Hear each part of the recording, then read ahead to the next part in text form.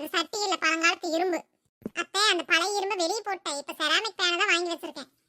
இதுல சமைச்சா கொலஸ்ட்ரால் வராதுங்க அத்தை. கொலஸ்ட்ரால் ஆகுது கத்திரிக்காய். அந்த இரும்பு சட்டியில சமைச்சாதான் ரத்தத்துக்கு நல்லது. நீ பண்ற சமையல பார்க்கறதுக்கே வெள்ளைக்காரன் சாப்பிடுற மாதிரி இருக்கு. இதுல எங்க ருசி வரப்போகுது? கவிதா, சீக்கிரம் டிஃபன் வைமா, ஆபீஸ்ல மீட்டிங் இருக்கு.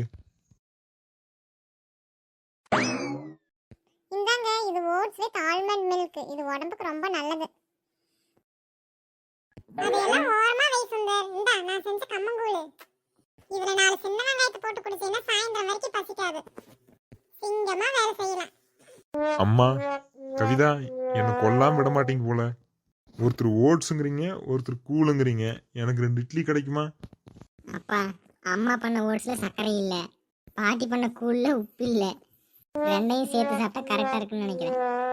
இல்ல ராகுல், அம்மா பண்ண டிஃபன் சிமெண்ட் மாதிரி இருக்கு. பாட்டி பண்ணது சேறு மாதிரி இருக்கு. பேசாம நம்ம 2 பேரும் ஸ்கூல் கேண்டீன்ல போய் சமோசா சாப்பிட்டுக்கலாம். பாத்தியா கவிதா, என் பேரன் பேத்திகளை நீ பண்ற சமையல சிமெண்ட்னு சொல்றாங்க. இப்பவாது நான் சொல்றது கேளு. அத்தை, அவங்க சின்ன பசங்க, அவங்களுக்கு ஹெல்த்த பத்தி என்ன தெரியும்? ஏங்க, எது வேணும்னு நீங்க இப்பவே முடிவு பண்ணுங்க. எனக்கு ஒரு ஐடியா தோணுது.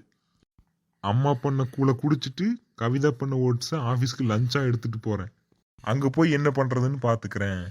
சரிடா, அந்த ஓட்ஸ்ல கொஞ்சம் ஊறுகாயாவது வச்சுக்க, இல்லைன்னா சாப்பிடவே முடியாது. அத்தை, ஊறுகாயில சோடியம் அதிகம். ஏங்க, நீங்க ஊறுகாய் தொடவே கூடாது. யாரும் சண்டை போடாதீங்க. நான் ஏற்கனவே ஸ்விக்கியில் 5 பேருக்கும் புரோட்டா சால்னா ஆர்டர் பண்ணிட்டேன். இதோ வந்துடுச்சு. அப்புச்சண்டா சாமி, சீக்கிரம் பிரிங்கடா, பசி உயிர் போகுது. இருடா, அந்த சால்னாவில் நான் கொஞ்சம் நெய் ஊற்றிட்டு வர்றேன். அப்பதான் ருசியா இருக்கும். ஐயோ அத்தை, விடவே மாட்டீங்களா?